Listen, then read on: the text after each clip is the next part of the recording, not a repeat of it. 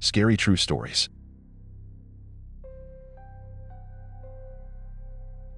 Story 1 by Lucas. Working the night shift at a gas station isn't as boring as people think. It's quiet, sure. Lonely sometimes. But I like that. I liked having space to think. No manager breathing down my neck, no rush hour chaos. Just me, a few customers, and the hum of the fluorescent lights overhead. The store I worked at sat off a two-lane highway just outside town. The kind of place truckers stopped to fill up, or teenagers rolled into for snacks after a late movie. It wasn't the kind of place that attracted trouble, at least, not usually. We had a policy for late hours. After midnight, the doors locked automatically, and anyone wanting to buy something had to speak to me through the little window near the register. If they wanted help, they could use the call button outside. It rang through a speaker behind the counter and activated the intercom so I could talk back. It was simple, easy, until the call started. The first time it happened, it was around 12:20 a.m. I was halfway through my second energy drink and scrolling through videos on my phone when the intercom buzzed. I flinched a little. I hadn't seen anyone pull up. I walked over and pressed the button to speak. "Hey there, need help?" A pause. Then a low, calm voice came through the speaker. "Can you tell me how to get to Route 9 from here?" "Sure," I said, peering through the glass. "Where are you coming from?" The voice didn't answer right away. It almost sounded like he was standing too close to the mic. I could hear his breathing. "Finally," he said, "I'm right outside." I looked out again. The pumps were empty. The parking lot was silent. "No, you're not," I said, half laughing. "You messing with me?" More breathing. "Then, you're wearing a gray hoodie and blue jeans. Your name tag says Lucas." I stepped back from the intercom so fast I nearly knocked into the chip rack behind me. My hoodie was gray. My jeans were blue. And yeah, my name tag was out. But no one was out there. I looked around, squinting into the dark edges of the lot. Nothing. No cars. No movement. I pressed the button again. "Seriously, where are you?" But the line had already gone dead. I didn't sleep much that day after my shift ended. My apartment felt too quiet, too thin, like the walls couldn't keep things out the way they were supposed to. I told myself it was a prank. Some kid with binoculars. Maybe even a coworker messing with me. But the next night, it happened again. 12:03 a.m. The intercom buzzed. I walked over slowly, already tense. Yeah, the same voice. Calm. Soft. "You missed a spot on the counter when you wiped it down earlier." I stared at the speaker, heart pounding. Then I glanced behind me. I'd cleaned the counter about 30 minutes earlier. I'd wiped down every surface out of habit. I always did. But I had missed one corner. A smear of something, maybe coffee, that I hadn't seen until after I'd already thrown the rag out. I didn't say anything. I just stepped back and looked around again. Still no one outside. Then the voice said something that really got to me. "You shouldn't touch your face so much. Your hands aren't clean." I had been rubbing my eyes a few minutes earlier. I do it when I'm tired. It was such a small thing. So normal. So private. I shut the intercom off and walked into the back room. I didn't come out for 15 minutes. When I finally did, the parking lot was empty again. The calls didn't come every night. That made it worse. Some nights were normal. Just me, the hum of the fridges, the occasional grumpy customer waving through the glass. Then, every few nights, the speaker would crackle to life. Always after midnight. Always that same, too close voice. Sometimes it would comment on what I was doing. "Don't eat that sandwich. It expired yesterday. You should have double-checked the receipt. That last guy shorted you $5. Once it said, "Stop scrolling. You already watched that video." Other times, it asked questions. Not weird ones, at first. Just casual. "What do you do when your shift ends? Do you live alone? Do you like working here?" I never answered. Not anymore. But it didn't matter. He talked anyway. It got worse when he started referencing my life outside work. "You shouldn't keep your spare key under the mat. Everyone does that. I liked your old phone case better. The red one. How was your sandwich from Crawford's Deli yesterday?" I hadn't posted about any of that. I hadn't told anyone. I wasn't even on social media that much. But he knew. Somehow he knew. I became obsessed with trying to catch him. I reviewed the security footage from every shift. Nothing. Just me, alone, behind the counter. No one outside. The camera facing the lot never showed anyone. Not even a shadow. Once, I thought I saw something, a flicker of movement near the edge of the screen. But when I rewound it, it was gone. I started keeping the back door locked with a deadbolt. I double-checked the cooler doors, the ceiling tiles, even the vents. I was convinced he had to be in the building. He wasn't. Or at least, I never found him.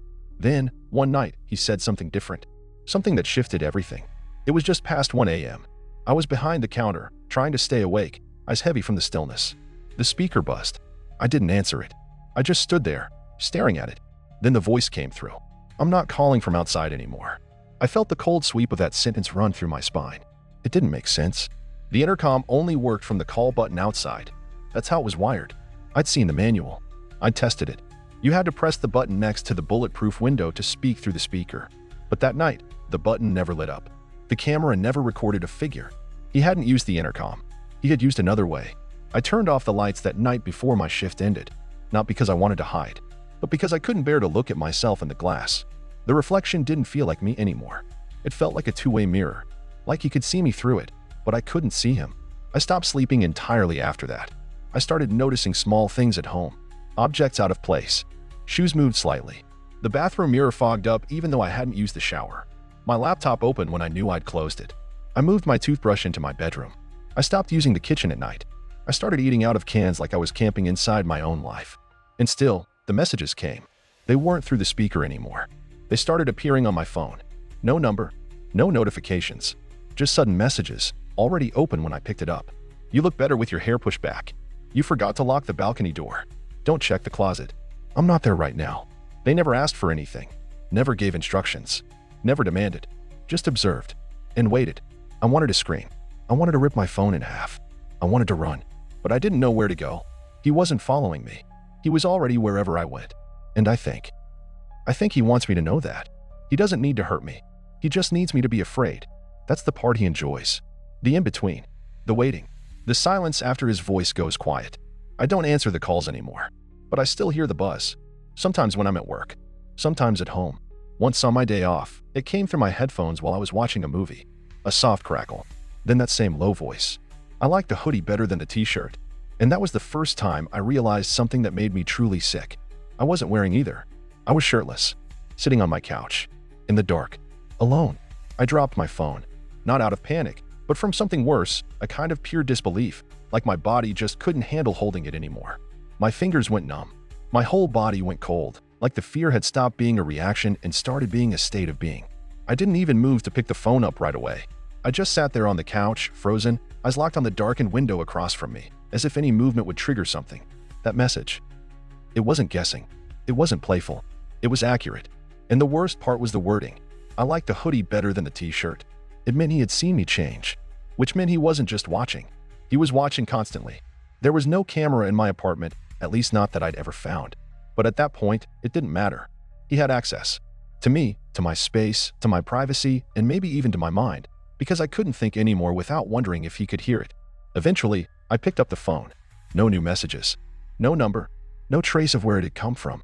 I turned off the phone, took out the battery, threw it in the kitchen drawer. It didn't matter anymore. That phone was his now. I tried sleeping. Didn't work. I laid on the floor that night, not the bed, with the couch pushed halfway across the room to block the balcony door, even though it was already locked. Even though I had never unlocked it once since I moved in. Around 3 a.m., I thought I heard footsteps in the apartment above mine. Then I realized.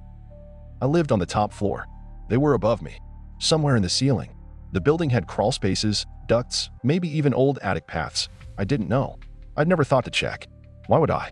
But that night, it sounded like someone was moving slowly up there, shifting their weight carefully, deliberately, as if trying not to make noise and failing. Every creak above my head felt like a breath on my neck. At some point, I must have passed out. When I woke up, the sun was up. The room was quiet. Everything looked normal, except for one thing. The couch had been moved back. Not completely, just a few inches. Just enough to tell me that someone had been here while I was unconscious. That I'd fallen asleep, and he had been here, watching me. Close enough to touch me. Close enough to kill me if he wanted. But he didn't, because that's not what he wants. He doesn't want to end it. He wants to drag it out, to see how long I'll live like this, how long I'll last before I break, how long I can pretend that any of this is normal. And tonight, I found a message scratched into the inside of my front door. Tiny, neat, carved just deep enough into the wood to catch the light. Why'd you stop talking to me? I stared at the carving for a long time, not because I couldn't process it. By now, I could process just about anything, but because something about it felt sad. Like whoever wrote it genuinely believed we had a relationship. Like I had somehow wronged him. That's what broke me more than fear. This wasn't just some random stalker. This was someone who thought I owed him something. My time, my attention, my life. I didn't touch the carving, didn't scrub it off.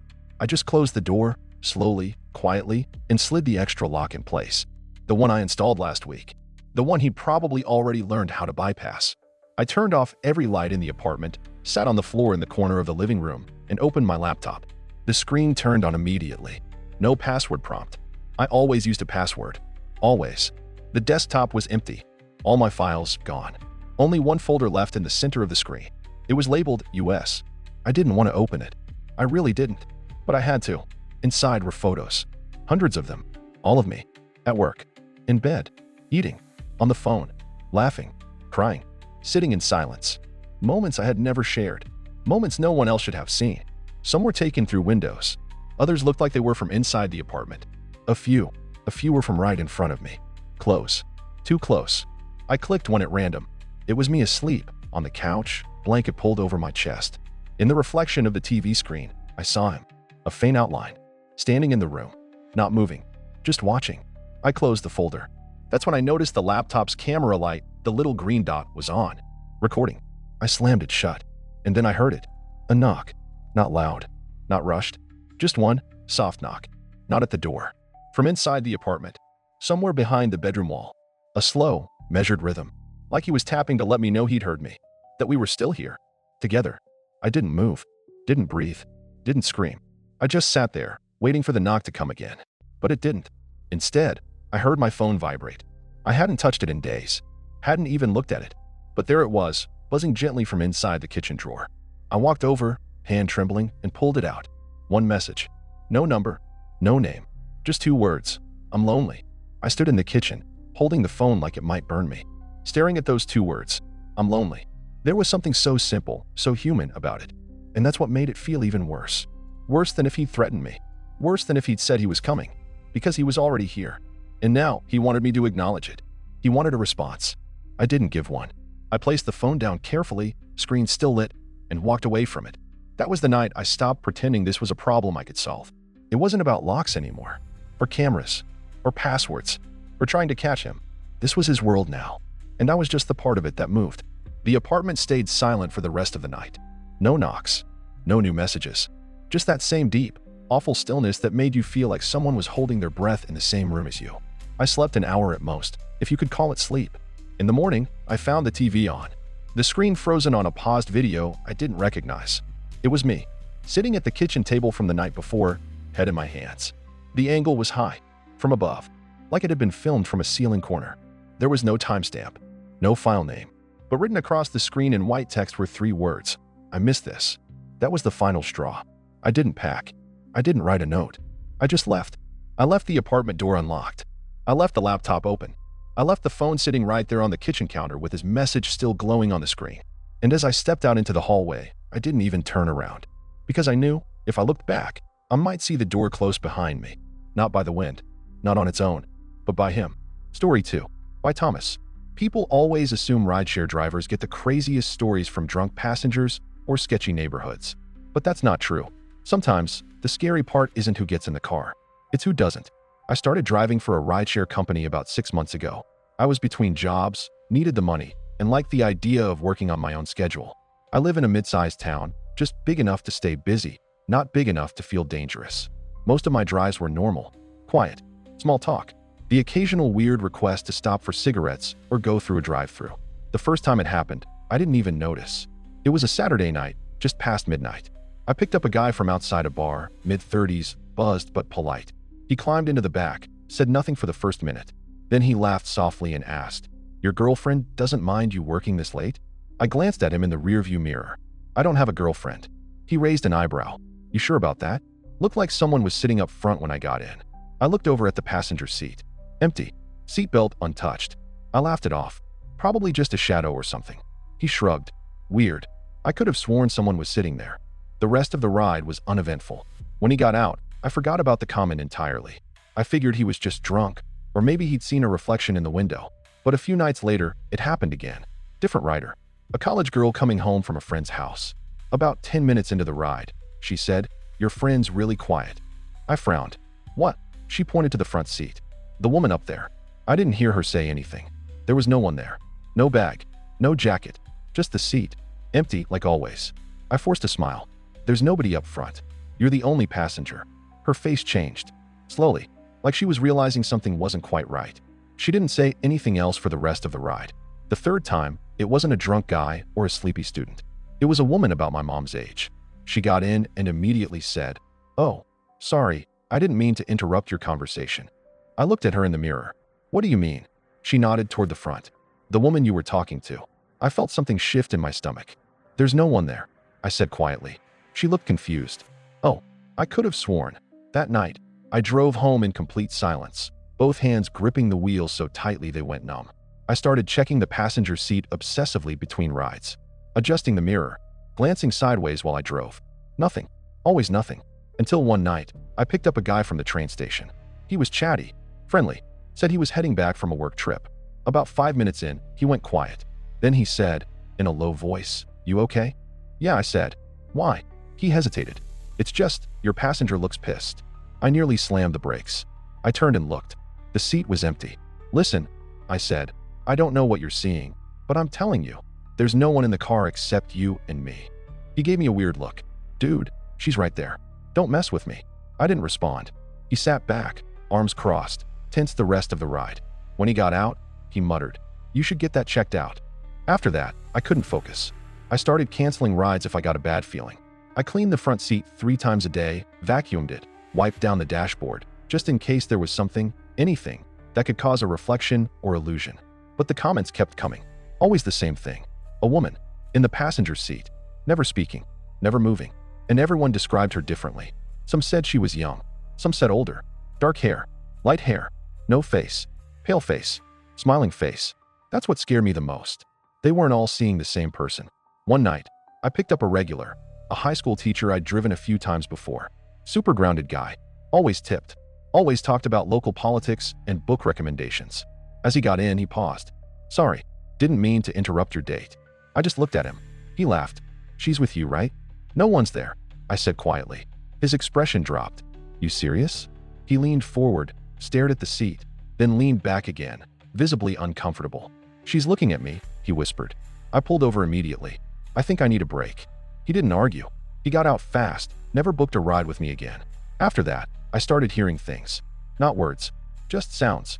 A faint breath, the soft click of a seatbelt, the rustle of fabric. I'd look over, and nothing would be there. No movement, no impression in the seat. But I could feel it. That pressure, like when someone sits beside you and doesn't say a word. Like presence. Once, while waiting outside a bar for a pickup, I glanced down at the passenger seat just in time to see the seatbelt slowly retracting, like it had been unbuckled. I sat frozen, didn't breathe, just stared. Then my phone vibrated. A new ride. Someone across town. I canceled the request. I was done for the night. But when I turned the car back on to drive home, the radio, which I hadn't touched in days, came on by itself. Static. Then a faint voice. Not even clear. Just whispering. I turned it off. But the next morning, when I got in the car again, the seat was reclined. I never recline it. Ever. One night, just before my shift, I went to the grocery store. Parked in a well-lit lot. Grabbed snacks and a drink. 10 minutes, max. When I came back, I found a smudge on the inside of the passenger window, like the outline of a hand, from the inside. And in the dust on the dashboard, someone had drawn a small, perfect smile. I wiped it off with my sleeve, locked the doors, sat there for 10 minutes, not moving. Eventually, I looked over. The seatbelt was buckled. I never buckle it unless someone's in the seat. And when I unbuckled it, the seat made that slow, creaking shift, as if someone had just leaned forward. I didn't drive that night. I went home, sat in my garage, engine off, just listening, waiting, but nothing happened. At least not then. The next day, my rideshare app notified me of a 1-star review from a rider I didn't remember picking up. No comment, no name, just one word listed under driver feedback. She doesn't like being ignored. I deleted the app, uninstalled everything, stopped driving completely. But even now, every time I get into my car, even just to run errands, I find the passenger seat slightly adjusted. Sometimes the mirror is tilted. Sometimes the glove box is cracked open. Once, my phone connected to the car's Bluetooth by itself, and the car's screen displayed, connected to guest. I've replaced the stereo, cleaned the car inside and out, traded the air freshener, burned sage. Nothing helps. Because whatever they were seeing, whatever they thought they saw in the seat beside me, I think it's still riding with me. And now, I don't need passengers to mention her anymore. Because lately, when I drive at night, even with the windows up, I swear I can hear breathing that isn't mine. And the worst part? It's starting to sound familiar. Story 3. By Evan. I moved into my apartment building at the end of last summer. It wasn't anything fancy, just a 3-story complex on the edge of town, surrounded by overgrown trees and an empty lot that that was supposed to be a new gas station but never got built. Rent was cheap, the unit was clean, and it had the basic things I needed: working heat, decent water pressure, and a spot in the back lot that didn't require parallel parking. I'm not a very social person, so I didn't make an effort to meet the neighbors. I nodded at a few people in the hallway, made small talk with a woman who lived on the first floor with a cat that always stared at me, but that was about it. I didn't need community. I needed quiet. My apartment was 12A, on the second floor, tucked between a stairwell and one other door, 12B. I didn't think much of it at first. It was just the unit next to mine. But from the beginning, something about it felt off. The door looked older, like it hadn't been painted in years. The metal numbers, 12B, were rusted, one of them hanging slightly crooked, like someone had tried to rip it off once and gave up halfway. For the first 2 weeks, I never heard anything from inside. No footsteps, no muffled voices, no music, nothing. Then, one night around 2 a.m., I heard movement. It was soft, just the creak of floorboards, but it was definitely coming from next door. I figured whoever lived there was just a night owl. I put my headphones on and forgot about it. But over the next few days, it kept happening. Always late at night. Slow pacing back and forth, like someone thinking or waiting. Still, no voices, no lights, no TV, just footsteps. One afternoon, I saw someone standing in front of 12B. A man, maybe mid-40s, dressed in dark clothes, standing completely still with his head lowered like he was listening at the door. I slowed down, about to say something, just a polite hello, but the way he stood made me hesitate. He didn't even glance at me, didn't move, just stayed there, one hand resting gently on the doorknob. I hurried past. A few minutes later, I peeked through the peephole. He was gone. Later that week, I was coming back from the grocery store when I passed the building manager in the hallway. Older guy, probably pushing 70, always smelled like wood polish and coffee. I asked him casually, "Hey, does someone live in 12B?" He gave me a weird look. "No, that one's been empty for a while now." I blinked. "Really? I thought I heard someone in there." He shook his head. "Nah, we had someone in there a couple years back, but it's been vacant since. It's not even furnished." I didn't press it. I just nodded and walked back to my apartment. That night, the footsteps started again. I sat on my bed, staring at the shared wall. Creak, creak, pause, creak. Someone was there. I placed my palm against the wall. I could feel the vibrations of movement. It wasn't in my head, but if the place was empty, who was pacing? I started keeping track of when the sounds happened. I wrote them down in a notebook. 2:13 a.m., light footsteps. 2:47 a.m., scraping noise. 3:10 a.m., silence. Night after night, the same pattern. Always after 2 a.m., always ending before sunrise. I couldn't explain it, but I started to feel watched. Not in a paranoid way, more like I was suddenly aware of how thin the walls were. How easy it would be for someone on the other side to hear me, to know my routine. I stopped playing music out loud, stopped taking long showers at night. I even unplugged my microwave because I hated the beeping. I never saw the man again. But sometimes, when I left in the morning, I'd notice tiny things. A fresh scuff mark on the hallway floor in front of 12B. A faint shoe print on the doormat. Once, I swear I saw the door handle twitch, just for a split second, like it had moved by itself. I knocked once. Just once. Middle of the day. Bright sunlight streaming in through the hallway window. No answer. No footsteps.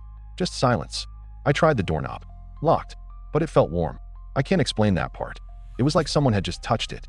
I pulled my hand away and went back to my place. That night, I didn't hear footsteps. Instead, I heard something much worse. Breathing. Deep. Slow. Heavy. Pressed against the shared wall. I turned off all my lights and sat in the dark, heart pounding. And the breathing, it didn't stop. It didn't get louder. It didn't fade. It just stayed. For almost an hour. Like someone had placed their mouth against the wall and just waited. I didn't sleep. The next day, I asked the manager if I could see the inside of 12B. I made up a story about a friend looking to move in. He scratched his chin and said, "Sure, but it's not much to see." He fumbled with a set of keys and led me down the hall.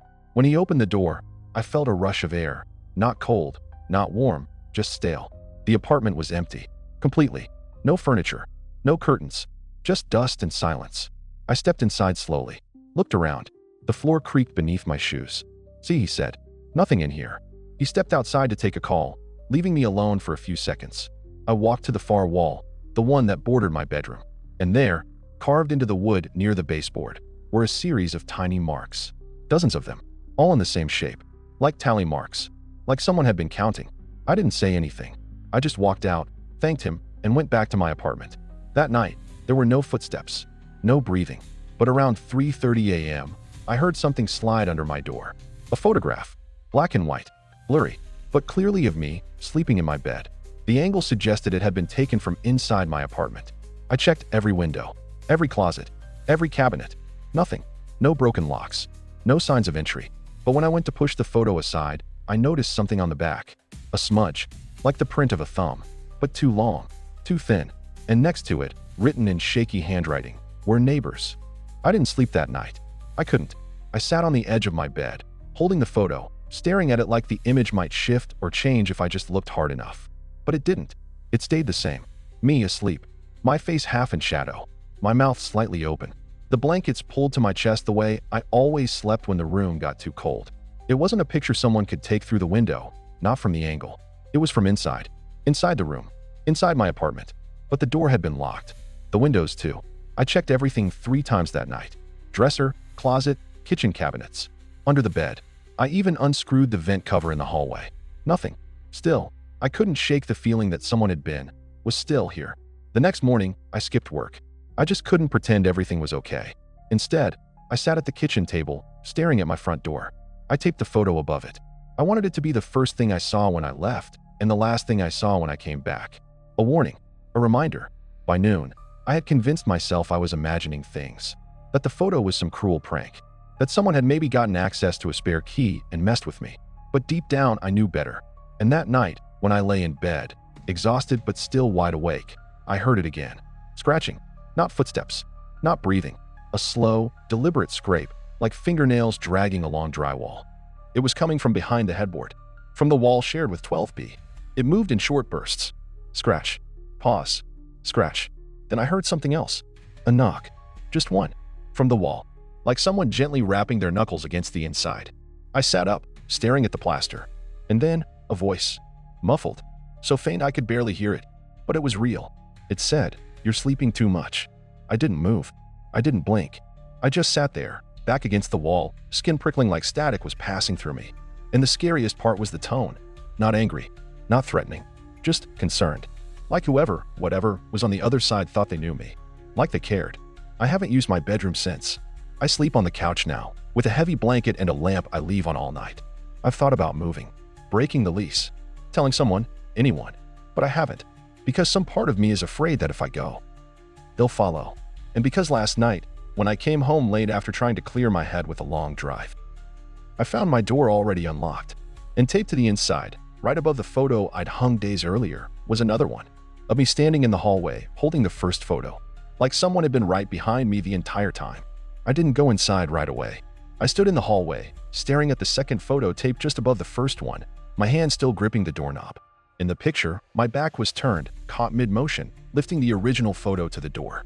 The angle, it wasn't from the stairwell, or a peephole, or a hallway camera. It was close, taken from maybe 3-4 feet behind me, and I had never heard a sound, never felt the presence. I reached out slowly and pulled the new photo down. My fingers were cold, damp with sweat. On the back, in the same jittery handwriting as before, were just 2 words, "Still here." I unlocked the door. My hand was shaking, but I stepped inside, closed it behind me, and just stood there, listening.